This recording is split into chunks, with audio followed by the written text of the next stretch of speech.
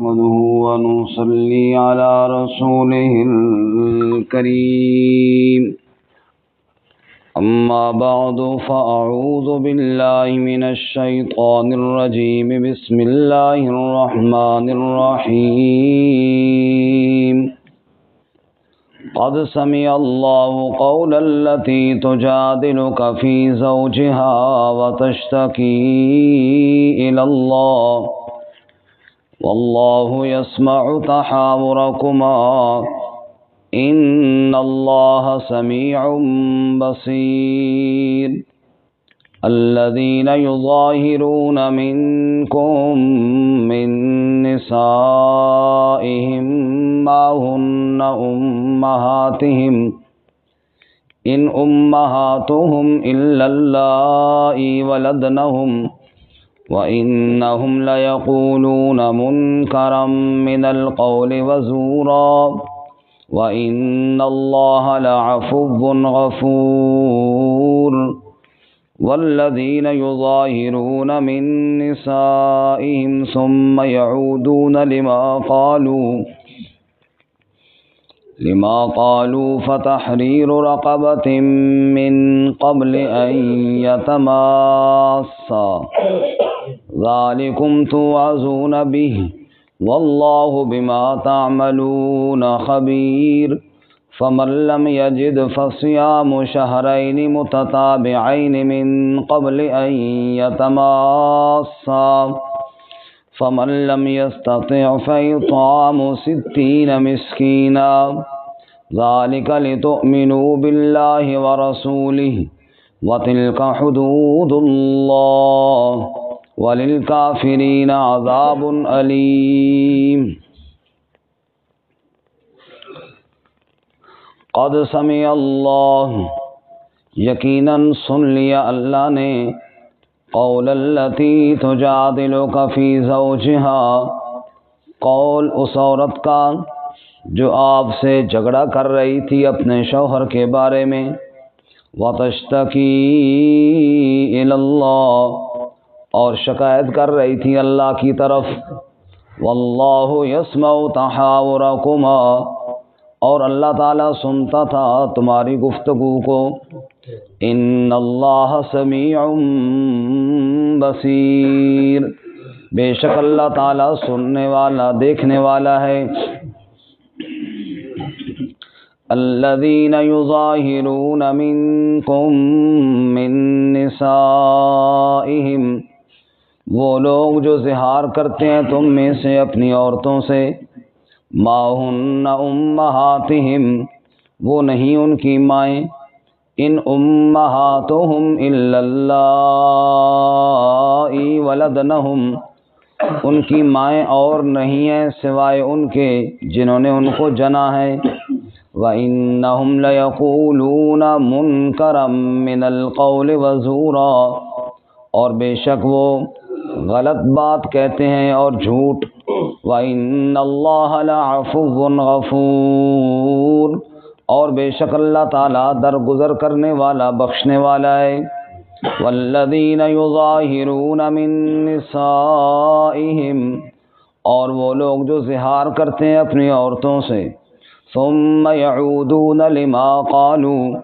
پھر وہ لوٹتے ہیں اس بات کے لیے جو انہوں نے کہی فَتَحْرِيرُ رَقَبَةٍ مِّن قَبْلِ أَن يَتَمَاسَّا پس آزاد کرنا ایک غلام کا مس کرنے سے پہلے ذَلِكُمْ تُوعَظُونَ بِهِ یہ تم نصیحت کیے جاتے ہو اس بات کی واللہ بما تعملون خبیر اور اللہ تعالیٰ جو تم کرتے ہو اس کے ساتھ خبر رکھنے والا ہے فمن لم یجد پس جو شخص نہ پائے فصیام شہرین متتابعین پس روزے رکھے 2 مہینے لگاتار من قبل ان یتماسا اس سے پہلے کہ وہ مس کرے چھوئے فمن لم یستطع پس جو طاقت نہ رکھے فَإِطْعَامُ 60 مسکینہ پس کھانا کھلائے 60 مسکینوں کو ذَلِكَ لِتُؤْمِنُوا بِاللَّهِ وَرَسُولِهِ یہ تاکہ تم ایمان لاؤ اللہ اور اس کے رسول صلی اللہ علیہ وسلم کے ساتھ۔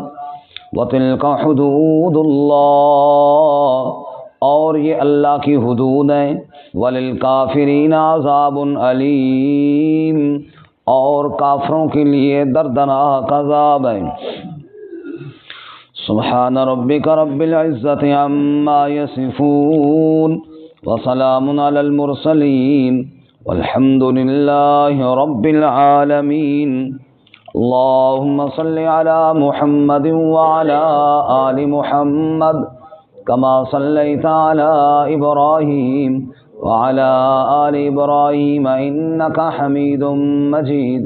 اللهم بارك على محمد وعلى آل محمد كما باركت على إبراهيم وعلى آل إبراهيم إنك حميد مجيد۔ معزز سامعین، سورۃ المجادلہ کی پہلی 4 آیات تلاوت کی ہیں۔ اللہ رب العزت ان کے مطابق صحیح بیان کی توفیق عطا فرمائے اور ہمیں قرآن و سنت پر عمل کرنے کی توفیق عطا فرمائے۔ اس سے قبل سورۃ الحدید میں انفاق فی سبیل اللہ اور ساتھ جہاد فی سبیل اللہ کا بیان تھا۔ اب سورۃ المجادلہ میں منافقین کے حالات زیادہ بیان کیے گئے، ان کی عادات اور حرکات سے باخبر کیا گیا، کیونکہ منافقین جہاد کے بعد ہی پیدا ہوتے ہیں۔ لیکن آج کا جو سبق ہے اس میں ایک خالص مومنہ اس کا واقعہ ہے اور ساتھ ایک مسئلہ ہے بڑا اہم۔ واقعہ یہ ہے، ایک صحابی ہیں حضرت اوس بن صامت انصاری رضی اللہ تعالیٰ عنہ، ان کی بیوی حضرت خولہ بنت ثعلبہ رضی اللہ تعالیٰ عنہ رسول اللہ صلی اللہ علیہ وسلم کی خدمت میں حاضر ہوئیں۔ بعض روایات میں آتا ہے کہ حضرت عائشہ رضی اللہ تعالیٰ عنہ نبی صلی اللہ علیہ وسلم کا سر دھو رہی تھیں اس وقت، واللہ عالم۔ وہ آئیں، بہرحال آ کر عرض کرنے لگیں، یا رسول اللہ، میرے شوہر نے میرے ساتھ زہار کر لیا۔ زہار کا مطلب یہ ہے کہ بیوی کو اپنی ماں، بہن یا کسی اور محرم رشتے کے ساتھ تشبیہ دے دینا۔ مثلا یوں کہنا، انت علیہ کا ظہر امی، تو مجھ پر ایسی ہے جیسے میری ماں کی پشت، یعنی تجھے چھونا میرے لیے ایسے منع ہے جیسے ماں کو چھونا منع ہے۔ یہ اس وقت طلاق کے قائم مقام تھا، اور طلاق بھی مغلظہ، جس کے بعد کوئی رجوع کی گنجائش نہ تھی۔ تو حضرت خولہ نے کہا، یا رسول اللہ، میرے شوہر اوس نے میرے ساتھ زہار کر لیا، یعنی مجھے ہمیشہ کی طلاق دے دی۔ اب مسئلہ یہ ہے کہ میرے بچے ہیں، اب میں کہاں جاؤں بچوں کو لے کر؟ زندگی ساری وہاں گزار دی، اور اگر میں آگے شادی کروں تو پہلی بات تو یہ ہے کہ عمر ہی نہیں رہی، دوسری بات یہ ہے کہ یہ بچے اگر باپ کے پاس چھوڑتی ہوں تو وہاں رل جائیں گے، اپنی ماں نہ ہو تو کون خیال کرتا ہے، اور میں اپنے ساتھ لے کر دوسرے گھر میں کیسے جاؤں، اور نہ کروں تو کہاں گزارا کروں؟ غرضے کے سخت پریشانی ہے، اور اوس بھی اب پریشان ہیں، کیونکہ طلاق دینے کے بعد عموماً غصہ تو ٹھنڈا ہی ہو جاتا ہے، یہ تو وقتی غصہ ہوتا ہے۔ اس لیے اللہ کے نبی آپ کے پاس آئی ہوں، آپ مہربانی فرمائیں اور کوئی ایسا حل بتائیں کہ میں دوبارہ اپنے اسی شوہر کے لیے جائز ہو جاؤں تاکہ گھر نہ اجڑے۔ رسول اللہ صلی اللہ علیہ وسلم نے فرمایا، بی بی، اس مسئلے میں ابھی کوئی حکم آیا نہیں، اور پہلا ضابطہ تو یہی ہے کہ کوئی گنجائش نہیں، لہٰذا میرے خیال میں اب تیرے لیے کوئی گنجائش نہیں۔ وہ لگی منتیں کرنے، اور نہیں یا رسول اللہ کچھ کرے، اب میں کہاں جاؤں؟ اس منتوں کو ہی جھگڑا کہا گیا ہے۔ تو جادلوں کا جو آپ سے جھگڑا کرتی تھی، سورت کا نام مجادلہ ہے نا، جھگڑا کرنا۔ جھگڑے سے مطلب یہ نہیں کہ وہ آپ صلی اللہ علیہ وسلم سے نعوذ باللہ جھگڑا شروع کر دیا۔ جھگڑے کا مطلب تکرار۔ جیسے ایک آدمی بازار میں جا رہا ہے نا، تو ایک فقیر کہتا ہے اللہ کے نام پہ دے دو، کہتا ہے بابا معاف کرو، اور خیر جی بڑے حالات خراب ہیں دے دو، بابا معاف کرو، او جی خیر جی یہ کرو، اور یار تو نے تو جھگڑا ہی ڈال دیا، تو نے تو جھگڑا ہی ڈال دیا، کہہ جو رہا ہوں کہ میرے پاس نہیں گنجائش۔ تو یہ بار بار وہ جھگڑا نہیں کر رہا تھا، وہ منت کر رہا تھا، لیکن چونکہ بار بار کی تو اس کو کہہ دیا مجادلہ۔ تو وہ بھی حضرت خولہ بھی بار بار یا رسول اللہ مہربانی فرمائیں، آپ معاملے کو سمجھیں، میں اب کہاں جاؤں کیا کروں، یہ تو سارا گھر اجڑ جائے گا۔ حضور کہتے ہیں کوئی گنجائش نہیں ہے، اور وہ بار بار منت کرتی ہے۔ جب آپ صلی اللہ علیہ وسلم کی طرف سے بار بار جواب ملا، کہنے لگی اچھا چلو پھر یہاں سے نہیں تو پھر رب سے بات کرتی ہوں، امید ہے میرا رب میری فریاد کو ضرور سنے گا۔ اللہ تعالیٰ نے فریاد کو سنا اور اس مسئلے کا حل بھی بتایا جو ہم ساتھ پڑھتے ہیں، لیکن پہلے ذرا سنیے اللہ نے جواب میں کیا ارشاد فرمایا۔ اللہ فرماتے ہیں قد سمع اللہ قول التی تجادلک فی زوجها۔ قد حرف تحقیق بمانے قسم، اللہ کہتے ہیں مجھے قسم ہے یقیناً سمع اللہ، سن لیا اللہ تعالیٰ نے قول اس عورت کا جو آپ سے بحث کر رہی تھی۔ میرے محبوب مجھے اپنی عزت کی قسم میں نے اس کی فریاد کو سن لیا ہے۔ سبحان اللہ۔ وَتَشْتَكِي إِلَى اللَّهِ، جو آپ سے جھگڑا کر رہی تھی اپنے شوہر کے بارے میں، اور پھر اپنے شکوے شکایتیں اللہ کو سنا رہی تھی، جو اللہ کے سامنے فریاد کر رہی تھی۔ ایک شاعر نے یوں حضرت خولہ کے شعروں کی ترجمانی کی ہے دعا کی، کہتے ہیں گویا کہ خولہ کہہ رہی تھی یا من یرا ما فی الضمیر ویسمع انت المعد لکل ما یتوقع۔ اے اللہ دلوں کے راز جاننے والا ہے، تیرے سامنے بندہ نہ بھی بولے تجھے تو سارا کچھ پتہ ہے۔ یا من یرجا للشدائد کلہا یا من الیہ المشتقى والمفزع۔ اے اللہ ساری دنیا کے دکھیارے تیرے در پہ آتے ہیں اور اپنے دکھوں کا مداوع اور علاج کرا کے چلے جاتے ہیں، میں بھی دکھڑا لے کر تیرے در پہ آئی ہوں۔ مالی سوا فقری الیک وسیلۃ فبالافتقار الیک فقری ادفع۔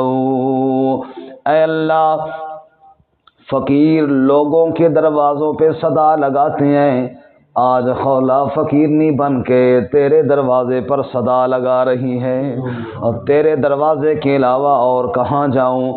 مالی سوا قرعی لبابک حیلۃ فلئن رددت فأی باب نقرع۔ تیرے دروازے کے علاوہ اور کوئی دروازہ نظر نہیں آتا جہاں دستک دوں۔ فلئن رددت، اگر تیرے دروازے سے خالی لوٹ گئی، فأی باب نقرع، پھر تو ہی بتا پھر کس دروازے پہ صدا لگاؤں۔ تیرے بنا سہارا کون، اور تجھ بن اور ہمارا کون، تیرے بغیر کس کے سامنے جا کر فریاد کروں۔ اللہ نے فرمایا قد سمع اللہ، اللہ قسم کھا کے کہتا ہے خولہ تیری فریاد کو اللہ نے سن لیا ہے۔ فرمایا جو اللہ کے سامنے میرے محبوب تیرے سامنے بحث کرنے کے بعد، منت سماجت کرنے کے بعد، پھر اللہ کی بارگاہ میں گئی اور وہاں شکوے سنانے لگی۔ واللہ یسمع تحاورکما، اللہ ساری گفتگو کو سن رہا تھا۔ ان اللہ سمیع بصیر، بے شک اللہ تعالیٰ سننے والا دیکھنے والا ہے۔ سب کی دعاؤں کو سننے والا کون ہے؟ سب کے حالات کو دیکھنے والا، سارے بولو کون ہے؟ اسی لیے رکوع میں جو ہی سر اٹھاتے ہیں تو کیا کہتے ہیں؟ سمع اللہ لمن حمدہ، اللہ نے سن لی اس کی جس نے اللہ کی تعریف کی۔ اللہ کریم ہر روز ہمیں نماز میں یہ بات سمجھاتے ہیں، تو میرے دربار پہ آ کر فریاد تو کرنا، تو دل میں بھی کرے گا تو سمع اللہ، اللہ تیری فریادوں کو سن لے گا۔ سب کی پکاروں کو سننے والا کون ہے؟ اب آگے وہ مسئلہ ہے، اس مسئلے کا حل کیا ہے؟ لیکن ایک بات آپ کو سناؤں، خلیفہ دوم حضرت سیدنا فاروق اعظم رضی اللہ تعالی، ان کی خلافت کا دور تھا اور حضرت امیر المومنین لشکر لے کر روانہ ہوئے۔ راستے میں ایک بڑھیا نے آواز دی، امیر المومنین میری بات سنیں۔ حضرت عمر نے کہا رکو بھائی، میں اس بڑھیا کی بات سن لوں۔ لشکر رک گیا، جی اماں جی کیا حکم ہے؟ انہوں نے کہا جی اس طرح نہیں، ادھر آؤ اور پتھر کے اوپر بیٹھو اور بیٹھ کر میری بات سنو۔ اچھا جی، عمر گئے وہاں جا کر پتھر پر بیٹھ گئے، لشکر سارا انتظار کر رہا ہے، امیر المومنین اس کے ساتھ زمین پر پتھر پر بیٹھ گئے اور بڑھیا کوئی اپنا معاملہ بتاتی رہی اور کافی وقت گزر گیا۔ اب لوگ بڑے انتظار بھی ہیں اور حیران بھی ہیں کہ یہ بڑھیا عجیب ہے، لشکر روانہ ہو رہا ہے اور اس کو یہ بھی نہیں احساس کہ چلو بندہ بعد میں بات کرتا ہے، اپنے مسائل امیر المومنین کو سنانے کا یہ وقت تو نہیں ہے نا کہ راستے میں پکڑ لو، اور وہ بھی اس وقت جب وہ لشکر کی قیادت فرما رہے ہوں۔ اور امیر المومنین بھی یہ نہیں کہتے کہ یہ وقت نہیں ہے بعد میں بتا دینا، وہ بھی بیٹھے سن رہے ہیں۔ خیر کافی دیر اس بڑھیا نے اپنی جو بات تھی وہ امیر المومنین کو سنائی اور وہ بالکل جی جی کر کے سنتے رہے اور بڑے ادب سے بیٹھے رہے۔ واپس آئے تو ایک بندے نے کہا امیر المومنین یہ بڑھیا کون تھی جس کو اتنا بھی احساس نہیں میں امیر المومنین کا پورا لشکر انتظار کر رہا ہے اور یوں بات راستے میں آواز دے کے بلا کے اور آپ بھی بیٹھ کے سنتے رہے؟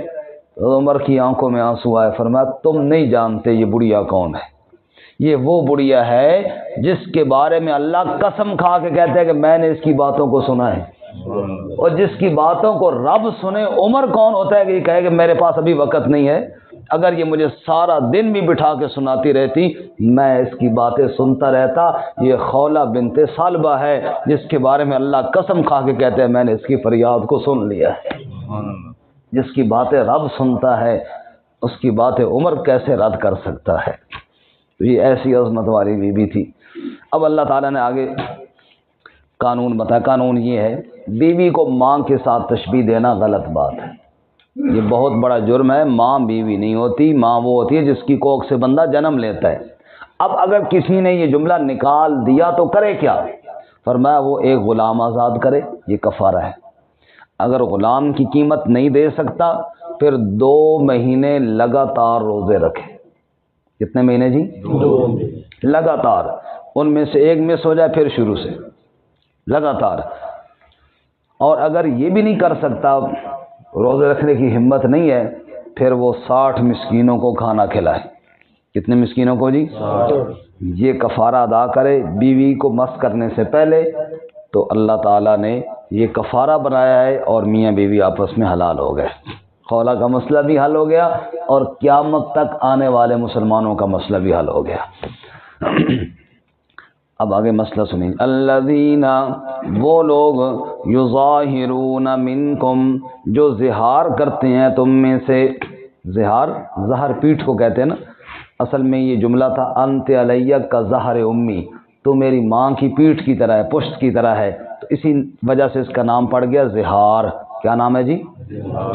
الذین، وہ لوگ، یظاہرون منکم، جو زہار کرتے ہیں تم میں سے، من نسائہم، اپنی عورتوں سے، ما ہن امہاتہم، وہ ان کی مائیں نہیں ہیں، ان امہاتہم الا اللائی ولدنہم، ان کی مائیں تو وہی ہیں جنہوں نے ان کو جنا ہے، اور اگر کوئی بیوی کو ماں کہے تو وَإِنَّهُمْ لَيَقُولُونَ مُنْكَرًا مِنَ الْقَوْلِ وَزُورًا، بے شک وہ بری بات کہتے ہیں اور جھوٹ کہتے ہیں، یہ بات ٹھیک نہیں ہے اور یہ بات میرا جھوٹ ہے بیوی کو ماں کے ساتھ تشبیہ دینا، لیکن ہو گئی غلطی۔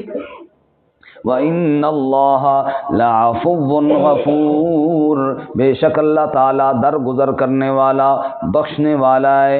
اب قانون اور کفارہ سنیے، والذین، اور وہ لوگ یظاہرون من نسائہم، جو زہار کرتے ہیں اپنی عورتوں سے، ثم یعودون لما قالوا، پھر لوٹتے ہیں اس بات کے لیے جو کہی، اس سے رجوع کرنا چاہتے ہیں، غلطی ہو گئی تو کیا کریں؟ فتحریر رقبہ، پس آزاد کرے ایک گردن، یعنی ایک شخص، ایک غلام، من قبل ان یتماسا، مس کرنے سے پہلے، عورت کو چھونے سے پہلے یہ کفارہ ادا کریں، پھر عورت کے پاس جائیں۔ ذالکم توعظون بہ، اس بات کی تمہیں نصیحت کی جاتی ہے، واللہ بما تعملون خبیر، اور جو تم کرتے ہو اللہ اس کی خبر رکھنے والا ہے۔ فمن لم یجد، جو آدمی نہ پائے، وسعت نہیں ہے غلام آزاد کرنے کی، فصیام، پس وہ روزے رکھیں، شہرین متتابعین، 2 مہینے لگاتار، من قبل ان یتماسا، مس کرنے سے پہلے، چھونے سے پہلے۔ فمن لم یستطع، جو یہ بھی طاقت نہیں رکھتا، روزے بھی نہیں رکھ سکتا 2 مہینے، فاطعام 60 مسکینا، پس وہ کھانا کھلائے 60 مسکینوں کو۔ کتنے مسکینوں کو جی؟ اور یہ 2 ٹائم کا کھانا ہوتا ہے، 60 مسکینوں کو۔ ذالک لتؤمنوا باللہ ورسولہ، یہ تاکہ تم ایمان لاؤ اللہ اور اس کے رسول صلی اللہ علیہ وسلم کے ساتھ۔ آج ہی میں صبح مطالعہ کر رہا تھا، بعض دفعہ تاخیر ہونے کی وجہ مطالعہ بھی ہوتی ہے، تھوڑا لیٹ اٹھو تو مطالعہ کرتے وہ تاخیر ہو جاتی ہے۔ تو ایک مفسر نے یہاں پہ بڑا عجیب جملہ لکھا، وہ فرماتے ہیں کہ مجھے یہ جملہ کافی عرصے سمجھ نہیں آتا تھا کہ یہاں پہ اللہ نے یہ کیوں لکھ دیا، کہ یہ کیوں فرما دیا کہ لتؤمنوا باللہ ورسولہ، بھئی ایمان والے تو وہ تھے، حضرت اوس بھی ایمان والے تھے، حضرت خولہ بھی ایمان والی تھی، اسی لیے تو مسئلہ پوچھنے آئے نا۔ بات سمجھ میں آ رہی کیوں نہیں ہے؟ تھوڑا ہوں کرو پتہ چلے سمجھ آ رہی۔ ایمان والے تو تھے نا، تبھی تو نبی پاک صلی اللہ علیہ وسلم کے پاس آئے۔ اللہ فرماتا ہے یہ کفارہ ادا کرو، ذالک لتؤمنوا باللہ ورسولہ، تاکہ تم اللہ اور اس کے رسول پر ایمان لاؤ۔ ایمان والے تو وہ تھے۔ اس جملے کا کیا مطلب ہے؟ کہتے ہیں میں نے بڑی تفسیریں بھی دیکھی اور آخر کہتے ہیں مجھے اس کا جواب مل گیا۔ اللہ تعالیٰ کہنا یہ چاہتے ہیں کہ دیکھو ایمان والے تو تھے، لیکن جب یہ غلطی ہوئی اب اس پر کفارہ ادا کریں۔ تو جیسے ایمان ہو تو بندہ عمل کرتا ہے، ایسے اچھے عمل کرے تو ایمان میں اضافہ ہوتا ہے۔ ایسے اچھے عمل کرنے سے کیا ہوتا ہے؟ جیسے کہ سورہ انفال میں فرمایا ایمان والے وہ ہیں جب اللہ کی آیتیں سنتے ہیں زادتہم ایمانا، ان کا ایمان بڑھ جاتا ہے۔ بھئی پہلے بھی ایمان والے تھے، اب تم سے یہ غلطی ہوئی، اگر اس کو دبا لیتے نا یوں ہی چلتا رہے جی نظام، تو کیا ہوتا؟ ہمیشہ گناہ کرتے رہتے۔ اب تم نے مسئلہ پوچھا، اللہ سے فریاد کی، اب حل اللہ نے بتایا، اب اس کفارے پر عمل کرو تاکہ ایمان میں اور نکھار پیدا ہو جائے، تاکہ ایمان میں اور اضافہ ہو جائے۔ جو آدمی ایمان والا ہوگا وہ عمل کرے گا، اور جو جتنا عمل کرے گا اتنا ایمان میں اضافہ ہوگا۔ یہ ایمان اور اعمال کے ذریعے بڑھتا رہتا ہے، تر و تازہ ہوتا رہتا ہے۔ اس لیے فرمایا ذالک لتؤمنوا باللہ ورسولہ وتلک حدود اللہ، اور یہ اللہ کی حدود ہیں، یہ اللہ کی حدود ہیں۔ وللکافرین عذاب علیم، کافروں کے لیے دردناک عذاب ہے۔ انہیں حدود الہیہ کا تو پتہ نہیں، انہوں نے جو آیا وہی کرنا ہے، اور ایمان والا وہ حدود الہیہ کا پابند ہے اور وہ ان کے مطابق عمل کرتا ہے۔ اللہ تعالیٰ ہمیں بھی عمل کی توفیق عطا فرمائے۔ ایک اور حدیث میں واقعہ آیا ہے، دلچسپ ہے، تھوڑا مختصر سا وہ بھی سنا دوں۔ یہ بات تو زہار کا کفارہ سمجھ میں آ گیا نا جی۔ ایک آدمی اگر زہار کر لے تو غلام آزاد کرے، نہیں کر سکتا 2 مہینے لگاتار روزے رکھے، نہیں رکھ سکتا تو 60 مسکینوں کو کھانا کھلائے۔ ایک اور کفارہ ہے روزہ توڑنا ایک تو ہے نا غلطی سے بھول چوک تو وہ تو الگ چیز ہے، وہ تو معاف ہے، بیماری والا بعد میں ایک رکھ لے، لیکن ایک آدمی نے یاد بھی تھا پھر توڑ دیا، عذر بھی کوئی نہیں تھا، بغیر عذر کے یاد بھی تھا اور پھر توڑ دیا، اس کا کفارہ غلام آزاد کرے، 2 مہینے لگاتار روزے رکھے اور یا 60 مسکینوں کو کھانا کھلائے۔ ایک صحابی ہیں، یا رسول اللہ روزہ ٹوٹ گیا، صحبت کر بیٹھا، جمع کر بیٹھا، روزے کی حالت میں یاد تھا، آپ نے فرمایا غلام آزاد کا، کہتا ہے یا رسول اللہ یہ جو گردن ہے نا، رقبہ ہے نا، رقبہ گردن کو کہتے ہیں، یہ جو میں اس کے علاوہ تو میں کسی گردن پہ اختیار ہے، غریب بندہ ہوں، اس کو اگر آپ نے کہیں کرنا ہے تو کرنے، اور میرے پاس کوئی رقبہ گردن آزاد کرنے کی ہمت ہے؟ حضور نے فرمایا ایسے کرو 2 مہینے لگاتار روزے رکھو۔ کتنے؟ 2 مہینے۔ کہا یا رسول اللہ ایک پورا ہوا نہیں ایک روزے کی وجہ سے تو یہ آفت بنی ہے، پہلے ایک تو بڑا پورا کیا ہے میں نے کہ تم فرما رہے ہو کہ 2 مہینے اور وہ بھی لگاتار، یا رسول اللہ یہ کام ہو سکتا تو یہ نوبت ہی نہ آتی نا، روزے والا کام تو یا رسول اللہ بالکل ہی نہیں ہونا میرے کو۔ آپ صلی اللہ علیہ وسلم فرمایا اچھا پھر ایسے کرو 60 مسکینوں کو کھانا کھلاؤ۔ رسول اللہ 60 مسکینوں کو کھانا کھلاؤں؟ یا رسول اللہ اپنے بچے بھوکے مر رہے ہیں تو میں 60 مسکینوں کو کھانا کہاں سے کھلاؤں؟ اپنے کھانے کے لیے کچھ نہیں، غریب آدمی ہوں، بچے بھوکے مر رہے ہیں تو میں 60 مسکینوں کا، یا رسول اللہ اپنے بچوں کے لیے پورا نہیں ہو رہا۔ آپ سے ہنس پڑے، فرمایا بیٹھ جاؤ۔ بیٹھ کے دیکھو نا، مخلص بندے کے لیے اللہ بھی نرمی کرتا ہے، اللہ کے نبی صلی اللہ علیہ وسلم بھی مہربان ہے۔ بیٹھ گئے، تھوڑی دیر کے بعد حضور اقدس صلی اللہ علیہ وسلم کے بعد ایک آدمی ہے کھجوروں کا بڑا ٹوکرا لے کر، یا رسول اللہ یہ آپ کے لیے ہدیہ ہے۔ حضور صلی اللہ علیہ وسلم قبول فرمایا، فرمایا وہ کدھر گیا کفارے والا؟ یا رسول اللہ حاضر ہو جی سامنے پیش، فرمایا یہ کھجوریں لے جا اور 60 مسکینوں میں تقسیم کر دے۔ صحابی نے ٹوکرا رکھا کھجوروں کا سر پر، 1 قدم آگے اور 2 قدم پیچھے نبی پاک صلی اللہ علیہ وسلم کی طرف دیکھے مڑ مڑ کے۔ حضور نے فرمایا جانا تقسیم کر۔ جی یا رسول اللہ مسکینوں میں تقسیم کرنا ہے نا؟ ہاں مسکینوں میں کرنا ہے۔ جی ٹھیک ہے جی ٹھیک ہے۔ پھر آگے جائے تو پھر مڑ مڑ دیکھے، او بھائی جا تقسیم کر۔ یا رسول اللہ مسکینوں میں کرنا ہے نا؟ مسکینوں میں کرنا ہے نا بھائی، جا۔ یا رسول اللہ سچی بات بتاؤں، مدینہ میں مجھ سے بڑا مسکین اور کوئی نہیں ہے سب سے بڑا مسکین میں ہوں، میرے بچے ہیں، ہمارا گھرانہ ہے، بڑی مسکینی ہے۔ اب آپ کہہ رہے ہیں مسکینوں کو، تو مجھے اپنے سے بڑا مسکین نظر کو نہیں آتا۔ تو آپ صلی اللہ علیہ وسلم بڑے ہنسے۔ حضور نے فرمایا دیکھو اس اللہ کے بندے کو، اس کو کہا گیا تھا غلام آزاد کر، اس نے کہا اس گردن کے علاوہ کسی کا مالک نہیں۔ اس کو کہا گیا 2 مہینے لگاتار روزے رکھ، اس نے کہا ایک روزہ پورا ہو نہیں سکا تو 2 مہینے کیسے رکھوں؟ اس کو کہا گیا 60 مسکینوں کو کھانا کھلا، کہنے لگا جی اپنے بچوں کا نہیں ہے تو 60 مسکینوں کو کہاں سے کھلاؤں؟ اب اس کو کھجوریں میں نے دی ہیں کہ یہ تقسیم کر، اب اس کا دل کر رہا ہے کہ یہ بھی اپنے گھر لے جاؤں، اب اس کا دل کر رہا ہے یہ بھی اپنے گھر لے جاؤں۔